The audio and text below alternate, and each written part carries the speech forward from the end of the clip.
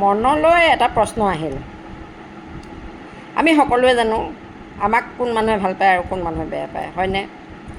এতিয়া প্ৰশ্নটো মোৰ হ'ল এইটো যে এতিয়া ছাপ'জ মোক কোনে বেয়া পায় মই জানো, মোৰ কোনে অনিষ্ট কৰি আছে সেইটো মই জানো, হয়নে? ভাদ মাহ এতিয়া গোটেই নামঘৰবিলাক উভৈনদী মানুহৰ চাকি জ্বলাবৰ কাৰণে।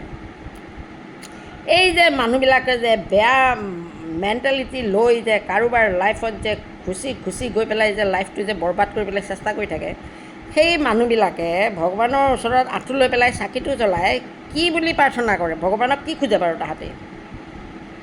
নিজৰ ভাল বিচাৰে নে সেই যাক অন্যায় কৰিবলৈ খুজিছে তাৰ অন্যায়টো হোৱাটো কামনা কৰে, নে কি বিচাৰে? নে নিজৰ ল'ৰা ছোৱালী ভাল বিচাৰে?